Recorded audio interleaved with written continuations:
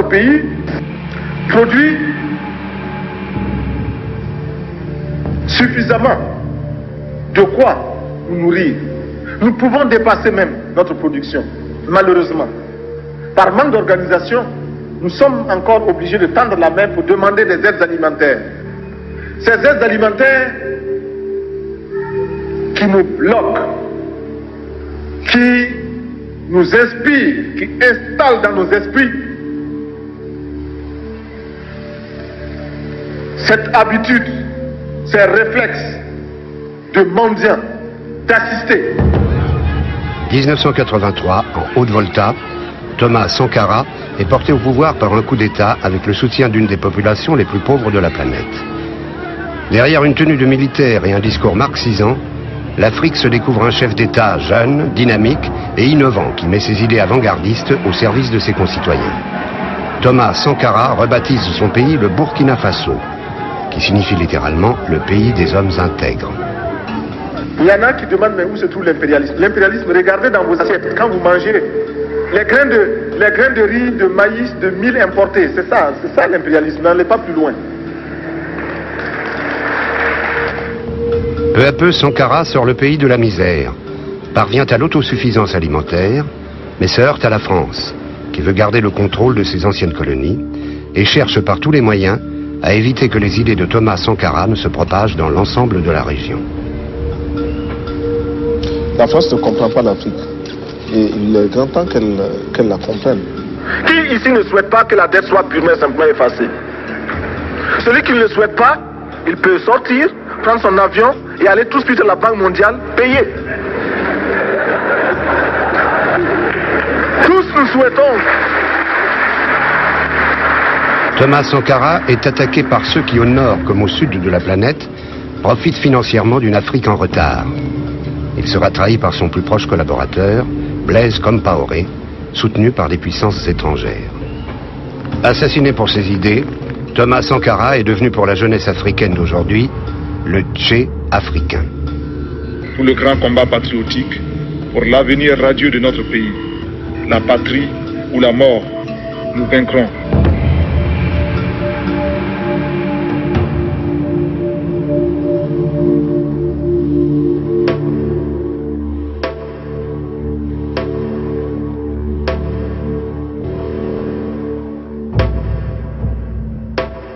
Début des années 80, la Haute-Volta fait partie des anciennes colonies françaises de l'Afrique de l'Ouest. Sans accès à la mer, recouvert au nord par le désert, le pays stagne dans la pauvreté. Le niveau de vie des voltaïques est catastrophique. Considérés comme une main-d'œuvre à bon marché, ils sont conviés à venir travailler dans le pays voisin, la Côte d'Ivoire, véritable grenier africain d'où la France tire la plupart de ses richesses tropicales. À travers une succession de gouvernements incompétents et corrompus, la Haute-Volta n'a pas évolué depuis son indépendance en 1960.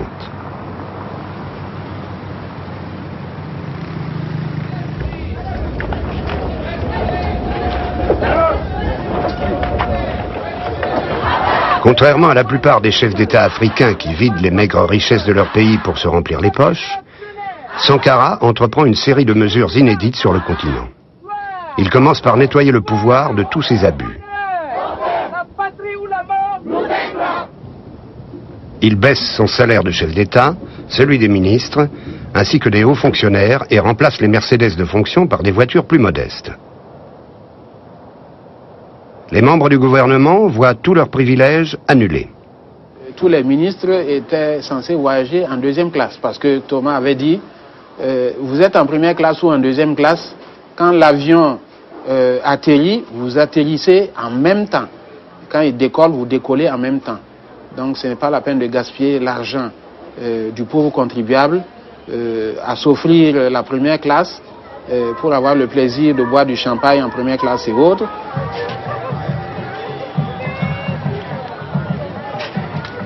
La série de mesures entamées par Sankara change la face du pays.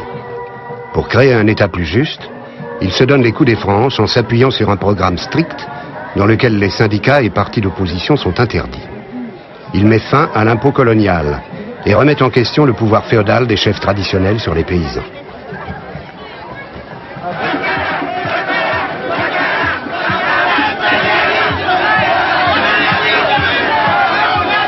Sous des apparences communistes, Sankara éduque la population à travers des slogans politiques et lui donne surtout l'occasion de participer à la construction du pays. Pour pérenniser les idées de la révolution, les plus jeunes sont encadrés au sein du mouvement des pionniers. Les pionniers étaient la base de la révolution. Donc c'est là où on retrouvait la jeunesse qui avait moins de 12 ans, qu'il fallait former idéologiquement et politiquement dès leur jeune âge, de telle sorte que quand ils vont devenir grands, qu'ils soient contre les idées néfastes, ce que nous appelons la voracité, l'égoïsme et l'égocentrisme. Et ils seront les acteurs purs de la révolution en ce moment. La révolution est victoire. L'échec appartient à la réaction et à la contre-révolution. Camarades, l'impérialisme, le néocolonialisme, les élèves réactionnaires, les élèves indisciplinés et paresseux, les professeurs carents, les vomissures de la contre-révolution, les vipères qui s'infiltrent dans nos écoles, les pentades orgueilleuses, les hiboux au regard bruyant, l'anarcho-syndicalisme, la petite bourgeoisie affolée, à bas,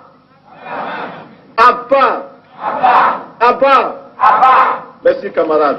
J'ai trouvé toujours un peu ridicule tous ces bérets rouges qu'on voyait à Ouagadougou. Et une fois, je me suis permis de lui dire, on voit beaucoup trop de militaires ici, c'est pas bon, je veux dire, c'est pas ça qu'on aime dans une société en mouvement, hein, qui est habitée par une parole aussi formidable que la vôtre. Et il a rigolé, il m'a dit, ah, nous on aime ça, etc., etc. Mais vous comprenez, c'était le jeu, mais c'était pas l'imbécile militaire qui croyait en la violence ou qui croyait en la discipline ou des imbécilités de ce type. C'était conjoncturel, je crois. Quand on a une arme qui peut cracher le feu et l'abord, et que l'on peut recevoir des ordres en se mettant en garde à vous devant un drapeau, sans savoir à qui profite cet ordre, à qui profite ce fusil, eh bien, on devient un criminel en puissance qui n'attend que le déclic pour semer la terreur autour de soi. Combien de militaires sont en train de tourner dans tel ou tel pays, sur tel ou tel champ de bataille, d'amener désolation et crime, mais sans comprendre qu'ils sont eux-mêmes en train de combattre des hommes, des femmes qui luttent pour les mêmes idéaux qu'eux s'ils en avaient conscience. Des fils d'ouvriers qui voient leurs parents aller en grève contre des régimes réactionnaires, mais qui, parce qu'ils sont entrés dans l'armée, acceptent de combattre au profit des dirigeants réactionnaires. Cela existe. Donc, un militaire sans formation politique, idéologique, est un criminel en puissance. 1984. Au bout d'une année de réformes fondamentales, une révolution culturelle est en marche. Sankara ne laisse pas les Africains indifférents. Il va plus loin et remet en question une société africaine où les hommes ont toujours dominé les femmes. Ce qui veut dire que nous devons donner à chaque femme un emploi. Nous devons donner à chaque femme le moyen de gagner honnêtement et dignement sa vie. Il crée une véritable secousse, en étant un des premiers chefs d'État au monde à militer pour l'émancipation de la femme.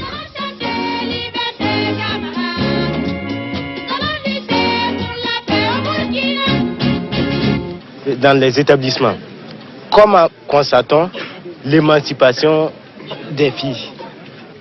Il faudrait qu'ici aussi nous commencions à nous débarrasser de cet art féodal-là. Ce sont des arts féodales, de l'éducation féodale, qui nous a dit que le garçon est toujours au-dessus de la fille. À l'école même, quand les filles sont en grossesse ou des choses comme ça, on les renvoie, n'est-ce pas? On les exclut. Mais on ne cherche même pas à savoir si le partenaire avec lequel elle a eu la grossesse là ne se trouve pas par hasard dans la classe. Et même s'il s'y trouve, on le laisse lui, le garçon. Donc le garçon peut faire autant d'enfants qu'il veut. Dès la 6e, s'il veut, il commence à faire des enfants jusqu'en terminale. On ne les renverra jamais. Mais la fille, même si elle est à un jour de son bac, elle fait un enfant, allez, renvoyé. Il y a eu vraiment une politique, ou du moins l'intention de faire une politique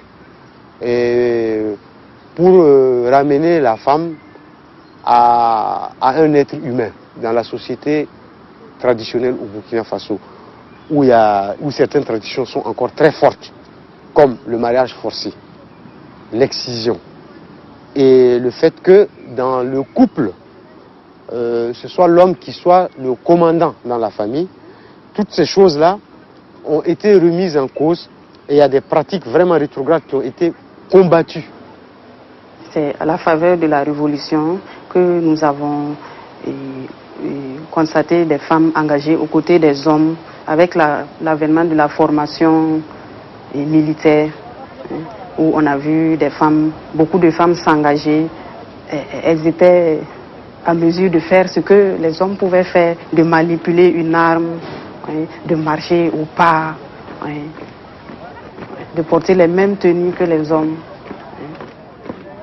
Je crois que c'est le premier chef d'État africain qui a donné des postes aux femmes autres que ministre de la condition féminine. Il avait nommé ministre du plan, ministre du budget, et des femmes extrêmement compétentes. Il savait les trouver. À l'occasion de la journée de la femme, le 8 mars, où Thomas a dit que c'est la journée des femmes aujourd'hui, nous allons faire l'exception. Au lieu que c'est la femme qui va tous les jours faire le marché, aujourd'hui c'est leur journée, elles vont rester à la maison et les hommes iront faire le marché à leur place. On a vu les hommes au marché acheter des tomates, des condiments et tout ce qu'il fallait pour la cuisine du jour. Et c'était bien, c'était bien. Se marraient, bon. Les hommes se plaisaient aussi, et ils ont pu découvrir, puisque cela a amené certains hommes à connaître les réalités des prix sur le marché. Les maris qui battent les femmes, les maris qui torturent les femmes, la patrie ou la mort.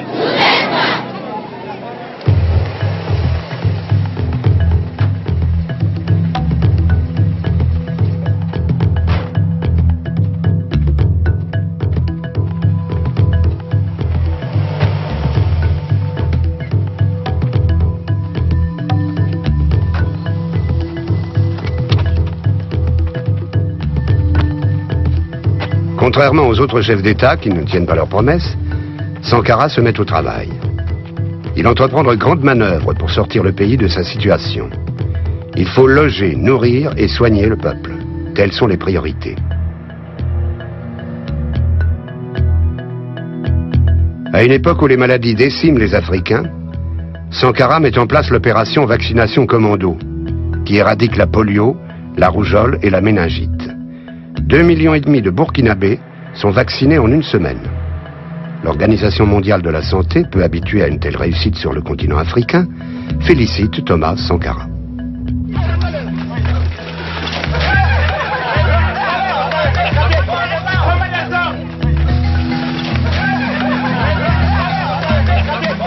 Dans le même élan, Thomas Sankara instaure le sport de masse qui invite chaque habitant à faire du sport une fois par semaine. Avec Blaise Compaoré, le numéro 2 du pouvoir, il n'hésite pas à montrer l'exemple. Les deux hommes participent à des séances de sport collectif avec des militaires, des fonctionnaires ou de simples villageois. Un esprit sain dans un corps sain.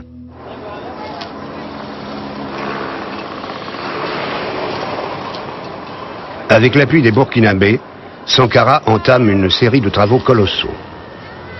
Au milieu des années 80, l'Afrique sort d'une des sécheresses les plus meurtrières de son histoire. Sankara est le premier président à sensibiliser ses concitoyens au problème de la désertification. Pour lutter contre ce fléau, il organise la plantation de plusieurs millions d'arbres pour stopper l'avancée du désert, une première sur le continent. Thomas Sankara était très soucieux de l'environnement et il a pris plusieurs initiatives qui visaient à lutter contre la désertification. Un exemple qu'on peut donner, c'est l'opération Un village, un bosquet.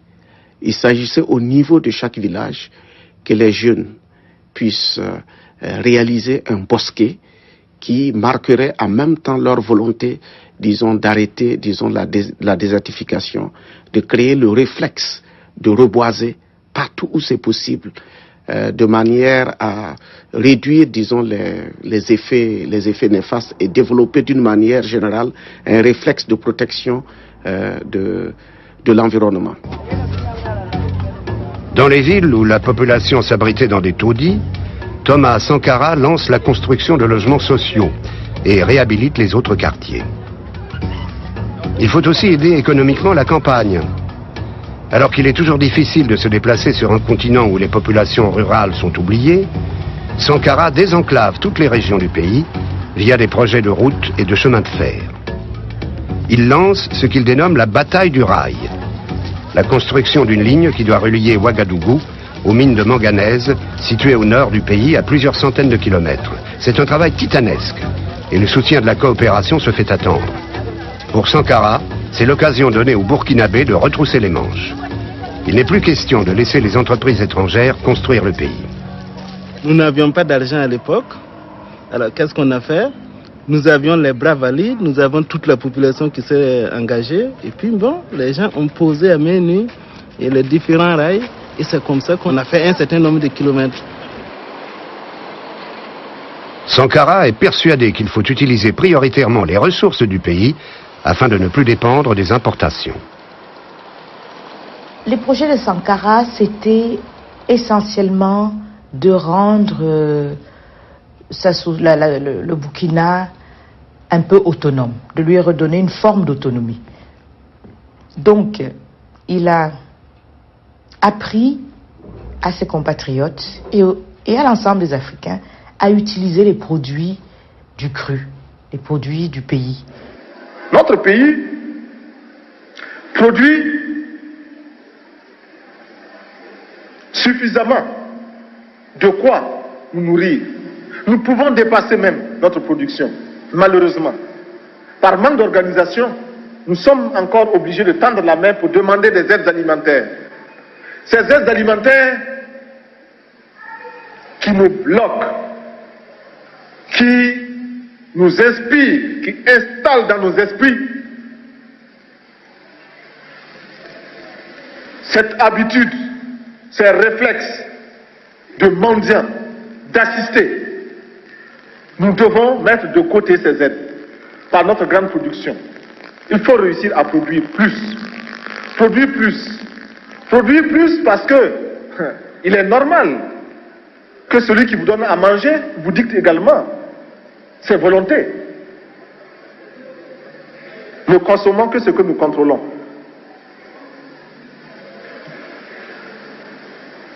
Il y en a qui demandent mais où se trouve l'impérialisme? L'impérialisme, regardez dans vos assiettes, quand vous mangez les grains de riz, de maïs, de mil importés, c'est ça l'impérialisme, n'allez pas plus loin. N'allons pas plus loin. 1700 kilos de blé par hectare, c'est la moyenne de la région, c'est la moyenne sahélienne de la région, donc en Afrique. Eh bien, en 86 déjà, le Burkina, par hectare, dépassait les 3800, 3900 kilos de blé par hectare. Donc, en Afrique, une réforme agraire, je veux dire, qui impliquait un changement de propriété, les maîtres de la terre perdaient leur pouvoir, l'impôt de captation qui disparaissait et l'engrais qui arrivait, l'irrigation qui arrivait, une efficacité. Il a vaincu la faim, il a fait que le Burkina, en 4 ans, est devenu alimentairement autosuffisant. Donc, c'est quelque chose de tout à fait exceptionnel et tout à fait remarquable. Il y a un camarade là, où est le camarade délégué? Oui, sortez là. Bon, voilà, vous êtes là avec la publicité Levis. Faites la publicité de Levis. Bon, c'est bien. Je vois le jean avec c'est bien cousu là, Levis. C'est bien.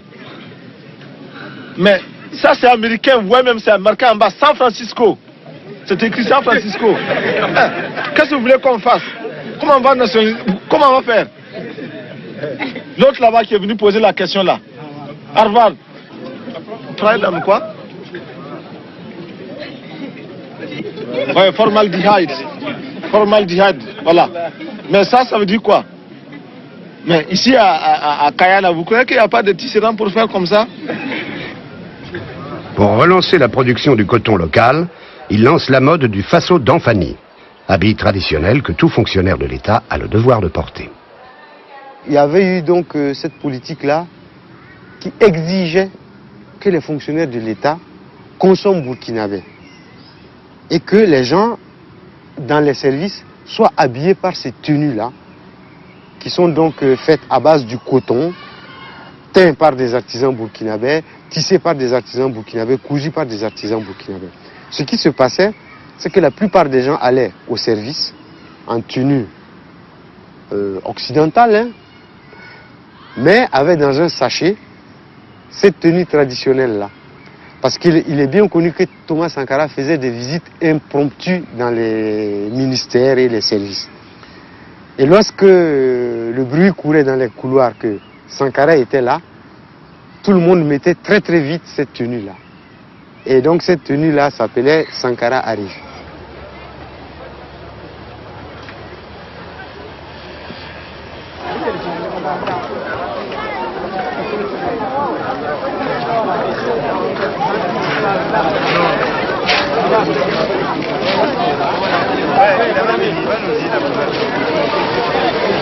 Pour beaucoup d'Africains, un président aussi jeune et aussi novateur est un espoir pour tout le continent. Thomas Sankara fait parler de lui au-delà des frontières. Il se lie d'amitié avec John Jerry Rawlings, président révolutionnaire du Ghana voisin, avec qui il partage les mêmes aspirations pour l'Afrique. If I may say one thing about Thomas Sankara, he was a very impatient person. But that's understandable, because when you live in the kind of impoverishment, in the kind of hunger that our people are living in, you cannot afford to be patient, because people can't drink good water, people are hungry, etc. So you have every justification to be impatient. En 1983, alors que Sankara est à peine arrivé au pouvoir, le sommet de Vittel réunit le président François Mitterrand et des chefs d'État de pays africains dont la majorité a été décolonisée au début des années 60. Certains se sentent bousculés par leur propre population, qui commence à adhérer aux idées de la révolution burkinabé, comme Félix Houphouët-Boigny, président de la République de Côte d'Ivoire, à la solde de la France. La plupart des chefs d'État présents à Vittel sont à la tête de leur pays depuis plus de 20 ans et tiennent allégeance à l'ancienne métropole. La politique africaine de la France, nous la trouvons très française. C'est-à-dire? C'est-à-dire qu'elle ressemble aux autres politiques françaises. Hier, la France était dans tel ou tel pays d'Afrique pour soit maintenir un chef, un dirigeant, un ratelé, soit pour débarquer d'une caravelle, un autre que l'on emportait avec soi. Aujourd'hui encore, la France procède ainsi. Pour Sankara, Vittel est l'occasion de se frotter à une alliance qu'il considère de néocolonialiste. Vittel servait, pour utiliser un langage imagé, à réunir autour du roi ses ministres et ses vassaux. Vittel, c'était un peu cela. Rappeler aux chefs d'État africains qu'ils évoluent dans une ère politique donnée qui avait ses lois. Il y avait aussi les fameux réseaux.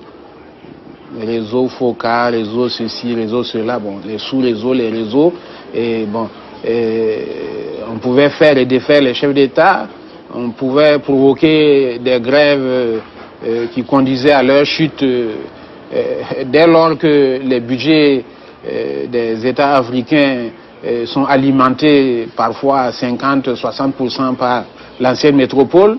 Donc c'est une situation de vassalité réelle sur le plan financier, autant que sur le plan économique. Je crois vous connaître tous, ou à peu près.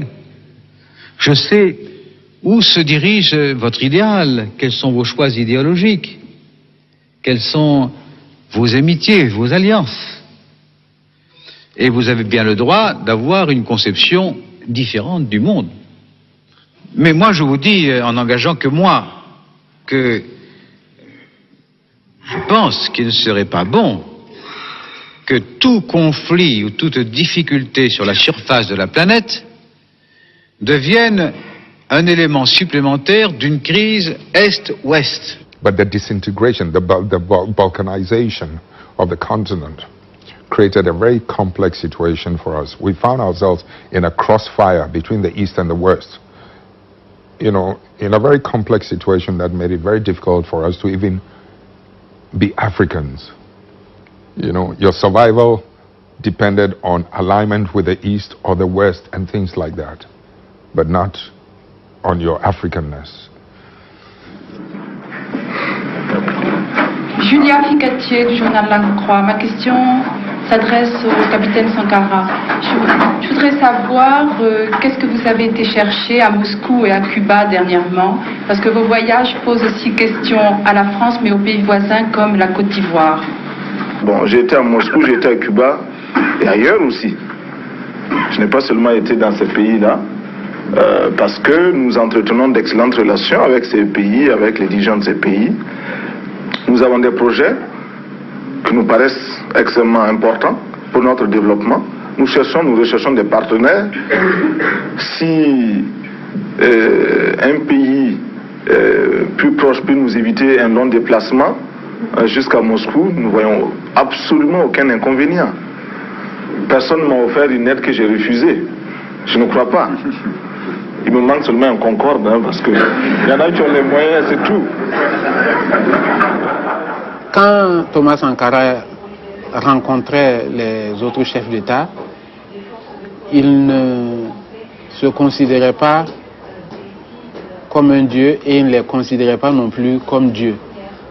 Il déridait l'atmosphère, il détendait les choses, il acceptait d'être le petit frère, ce qui lui permettait de dire ce qu'il pensait, ce que les autres n'avaient pas l'habitude d'entendre.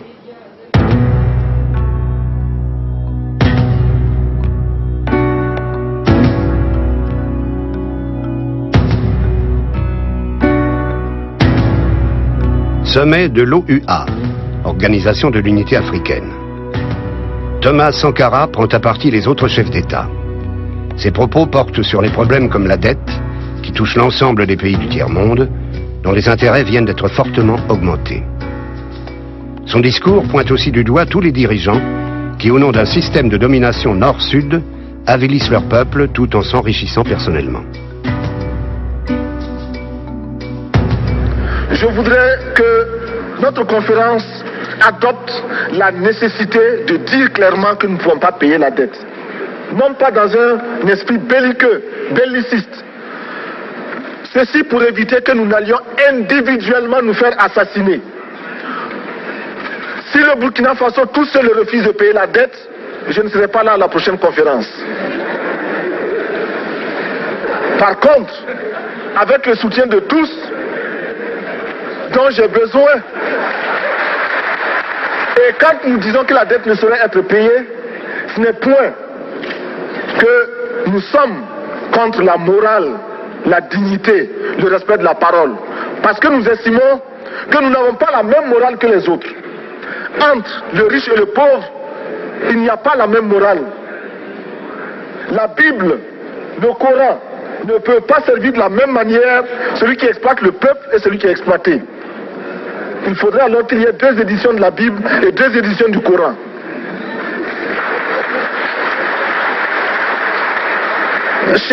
Chers frères, avec le soutien de tous,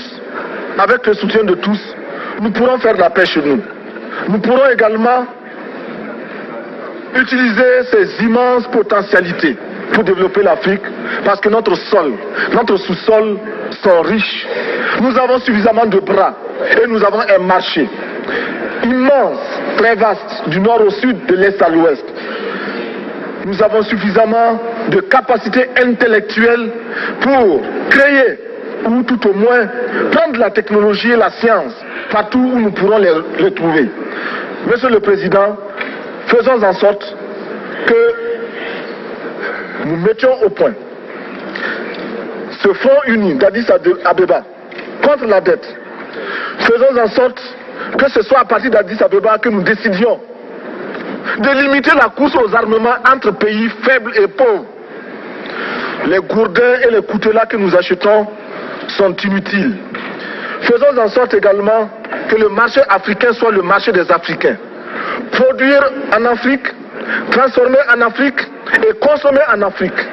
Produisons ce dont nous avons besoin et consommons ce que nous produisons au lieu d'importer.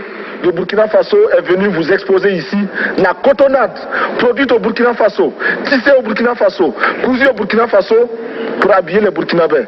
Ma délégation et moi-même, nous sommes habillés par nos tisserands, nos paysans.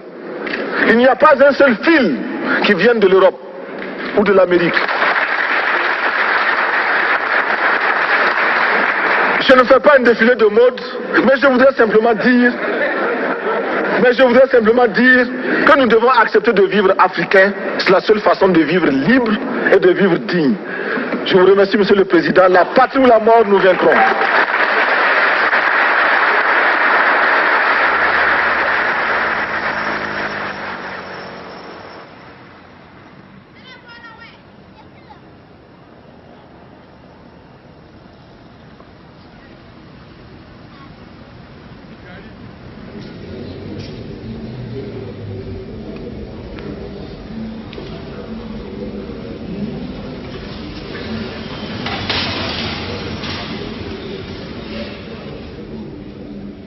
« 1986. La révolution entre dans sa 3e année. Au niveau national, la situation se dégrade. Sankara, toujours aussi intransigeant, veut achever son combat contre les ennemis au sein de la nation. Instaurés dès 1983, les TPR, tribunaux populaires de la Révolution, jugent les membres des gouvernements précédents accusés de détournement d'argent et de corruption. Cette intolérance fait peur aux privilégiés, même si les peines sont légères. Devant se justifier aux yeux de toute la population, en public, mais aussi à la radio et à la télévision, les accusés sont déshonorés. Dans la logique de la destruction de l'État dit néocolonial, on avait commencé à dégager des gens, des fonctionnaires et des militaires de l'armée, des magistrats de la justice, parce qu'il fallait évidemment créer un État conforme à l'éthique révolutionnaire. La condamnation sous la révolution, lorsqu'on est travailleur, c'est la suspension. Cela veut dire qu'on travaille pendant un certain temps, mais gratuitement, pour le peuple. Et il y a les dégagements. Les dégagements, vous êtes chassé de la fonction publique. Dans la forme, les TPN étaient attentatoires à la liberté, aux libertés individuelles, dans la mesure où les garanties de la défense n'étaient pas assurées, puisque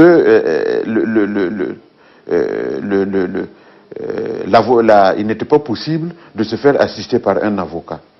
Deuxièmement, et ça c'était peut-être plus grave, il y a eu ce qu'on appelle l'inversion de la charge de la preuve. C'est-à-dire que c'était à l'accusé de faire la preuve de son innocence, et non pas à l'accusation de soutenir l'accusation et de faire la preuve de la culpabilité. Aux 4 coins du pays, dans les villages, les écoles et les entreprises, la population récupère à sa façon la justice révolutionnaire. On juge en interne ceux qui ont une attitude contre-révolutionnaire ou qui ne travaillent pas assez. Les indésirables sont écartés. Certains érigent leurs propres tribunaux pour des règlements de compte personnels. Nous, au niveau du collège, on a instauré les TPR pour juger ceux qui vont à l'encontre des idéaux de la révolution. Beaucoup de nos camarades sont passés au TPR au collège. Et nous avons également dénoncé notre directeur et puis un professeur de français et bien d'autres professeurs. Et à chaque fois, on nous écoutait. Mais il a fallu régulièrement faire des aménagements parce que l'ambiance révolutionnaire, tout ce qui se passait, faisait que on peut ne pas être objectif.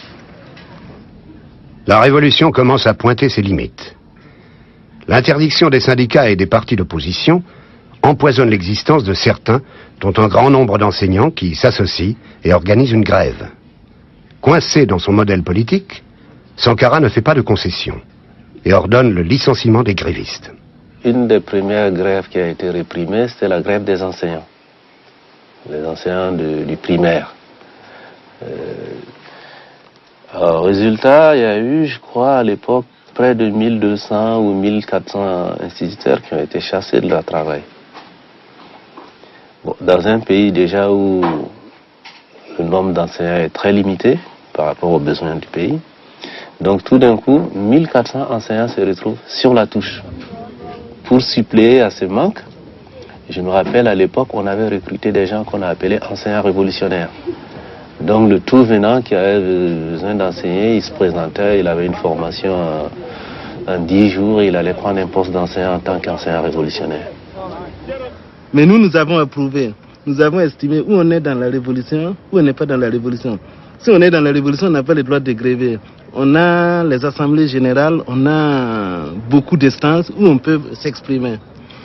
Si tu vas gréver, tu vas faire la grève, ça veut dire que tu es contre la révolution. Nous, on te met dehors. C'est tout à fait normal. En tant que jeunes, nous, on avait approuvé.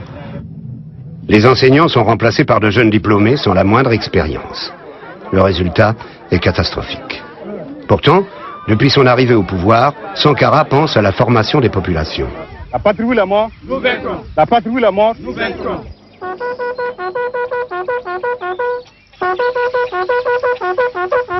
Certains s'initient dans la bonne humeur à la formation militaire. Le but, mettre en place des comités de défense de la révolution, les CDR.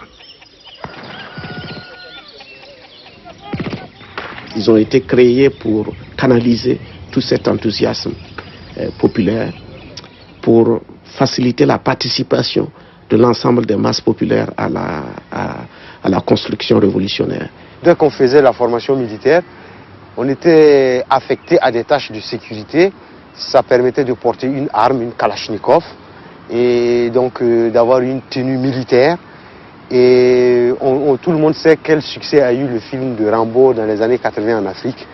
Et donc ça, il y a beaucoup de gens qui ont été des CDR, rien que pour coller à cette image qu'ils voyaient au cinéma, qui était Rambo, celui qui tue tout, qui passe, lorsqu'il passe, l'herbe ne pousse plus. Et il y a eu beaucoup de personnes qui sont arrivées à la tête des comités de défense de la Révolution sans avoir eu la préparation. Parce qu'il y avait parfois des candidatures spontanées, quelqu'un qui sort de nulle part, qui devient responsable. Eh bien, parfois ça peut lui monter à la tête et il commet un certain nombre d'erreurs que lui-même il aurait critiqué s'il n'était pas dans le comité. Mais ça, je pense que c'est des erreurs de jeunesse qui étaient, je pense, aussi inévitables.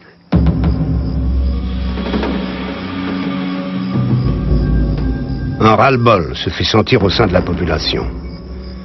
Profitant de certains décrets nécessaires au maintien de l'ordre, les comités de défense révolutionnaire font du zèle. Sankara voit sa révolution partir peu à peu à la dérive.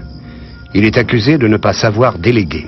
Il y a même des cas, il faut aussi le dire, surtout pendant la période du couvre-feu, d'autres règlements de compte d'un autre genre, mais il faut le dire aussi. Ces camarades qui, parce que militants CDR, responsables de la sécurité, équipés d'un gros fusil, on n'est même pas sûr que ça percute, mais enfin.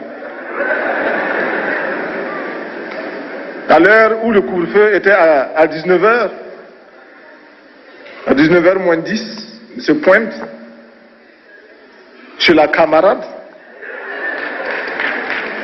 et commence à dire aux rivaux, aux autres candidats, mais c'est l'heure bientôt, hein. Il faut partir. Il faut partir. Si vous ne partez pas, on vous enferme. Et oui, il y en a qui ont demandé que le couvre-feu soit maintenu pour qu'ils puissent régner. Eh bien, nous avons levé le couvre-feu pour que nous soyons tous à égalité. Et ceux qui doivent échouer par leur incapacité échoueront.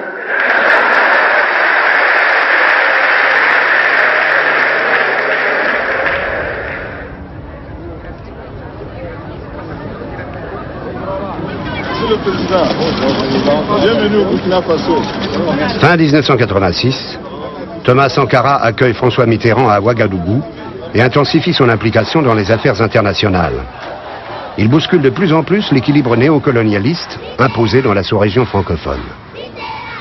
Le terrain est miné, car la France vient de recevoir la visite de Peter Botha, président de l'Afrique du Sud, qui refuse de sortir son pays du régime raciste de l'apartheid.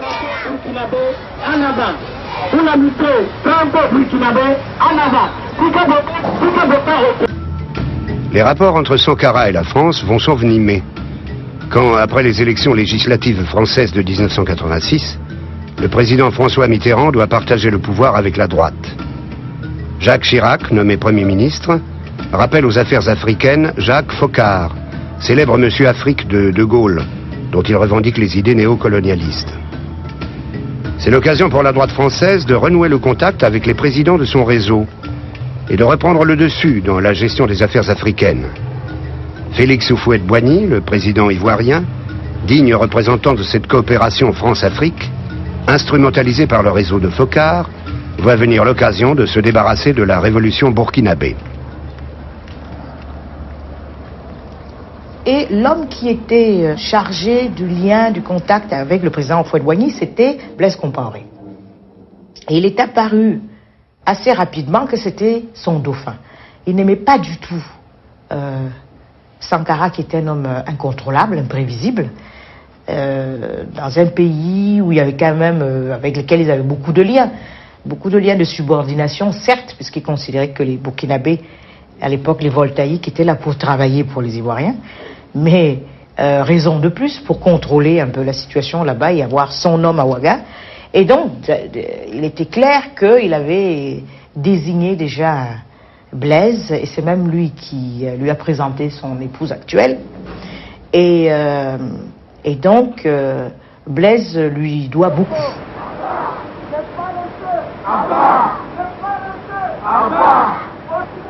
Nous sommes en 1987. Sankara ne répond pas aux exigences d'une partie de la population, fatiguée après tant d'années d'efforts et de restrictions, et qui aspire à plus de libéralisme. Blaise Compaoré, toujours numéro 2 du pouvoir, profite de cette lassitude et du soutien de Félix Houphouët-Boigny, et indirectement de celui de la France, pour désavouer Thomas Sankara.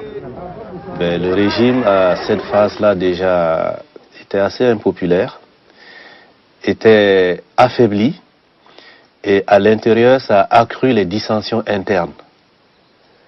Et il y avait un climat de méfiance assez développé entre les différentes tendances et fractions au sein du pouvoir, qu'on pouvait résumer en 2 grandes tendances pour aller vite.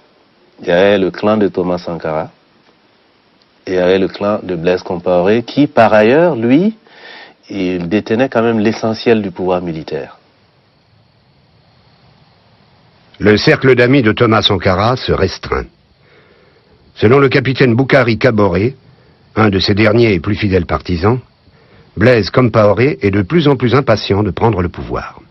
Moi, j'avais demandé personnellement à Thomas la permission là, justement, de mettre de l'ordre, c'est-à-dire d'arrêter le capitaine Blaise Compaoré, parce qu'il a de fomenter justement son assassinat. Il m'a dit non. L'amitié ne se trahit pas. J'ai dit, mais ce n'est plus l'amitié. Quand par exemple on planifie de tuer, ce n'est pas bon. Il dit, c'est pas correct. L'amitié, c'est pas à nous de trahir l'amitié, c'est à eux de trahir. Je me retrouve un peu comme un cycliste qui grimpe une pente raide, qui a à gauche, à droite des précipices. Il est obligé de pédaler, de continuer de pédaler, sinon il tombe. Alors pour rester moi-même et pour me sentir moi-même, je suis obligé de continuer dans cette lancée-là. Vous vous sentez isolé en Afrique? Mal compris en tout cas. Mal compris, mal aimé? Mal aimé, oui. On a parlé du Che Guevara. Et j'ai dit, mais écoutez, le 8 octobre prochain, c'est le 20e anniversaire de l'assassinat du Che Guevara. Et presque toute la nuit, on discutait du Che et de la manifestation de souvenirs. Et tout à coup, ça je me souviens, comme si c'était hier, il me regardait et me dit, il est mort à 39 ans. Est-ce que moi, comme le Che, est-ce que j'arriverai à 39 ans? Et puis, la conversation a repris. Une sorte de prémonition de la mort. Il n'est pas arrivé à 39 ans.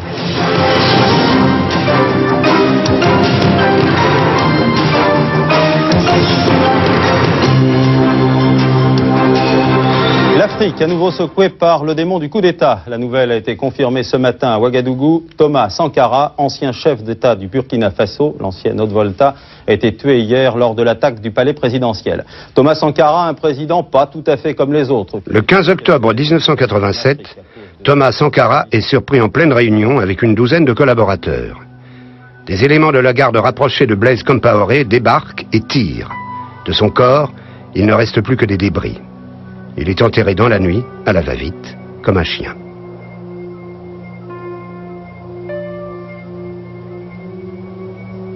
Thomas savait très bien qu'il devait mourir.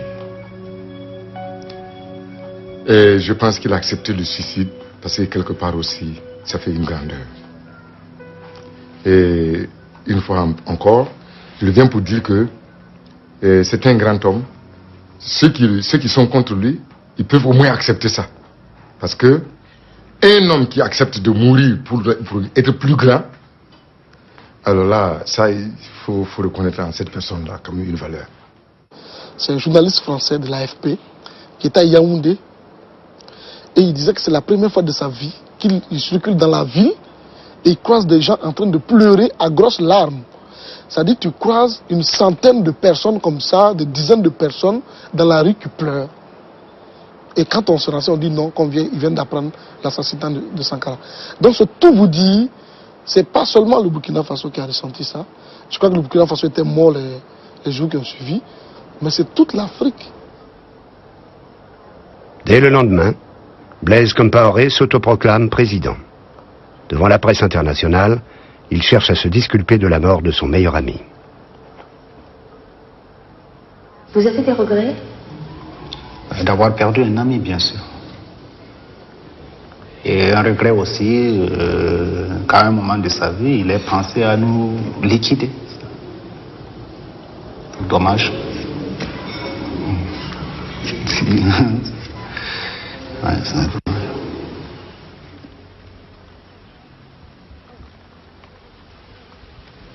And I remember at that time, there were two very good friends, Thomas Sankara and Blaise. Yeah. Thomas Sankara and Blaise. You know.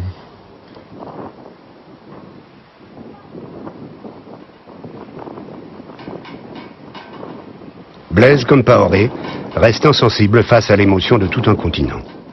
Il institue ce qu'il appelle la rectification de la révolution et fait croire à la pérennité des idées de Sankara. En réalité, il ramène le pays dans une politique de coopération.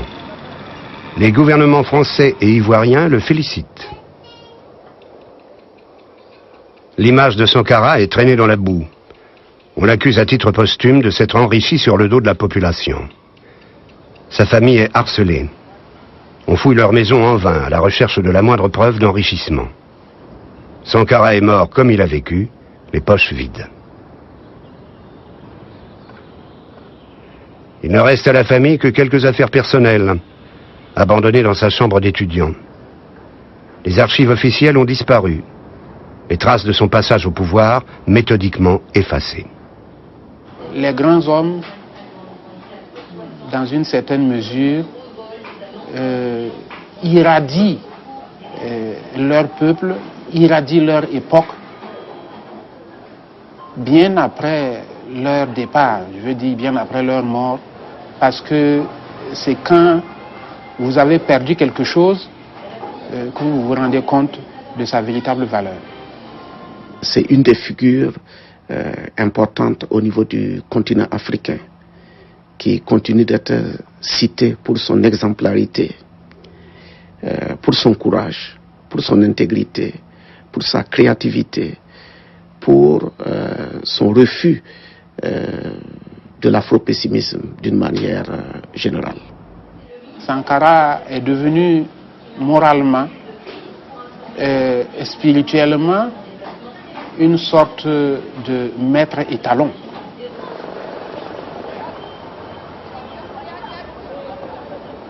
Avec le temps, pour les Burkinabés, mais aussi pour l'ensemble des Africains, la mort de Thomas Sankara est devenue le symbole d'un gâchis, avec l'amertume d'avoir raté l'occasion, celle de sortir du gouffre. Sur la cité la cité endormie. Un vautour a plané dans la nuit, et de sa voix, oui, de sa voix lugubre, il a troublé le silence de la nuit. Et tous les hommes, encore ensommeillés, se sont dressés comme au cri d'une alarme. Et le vautour a repris son vol, il est reparti, je ne sais où.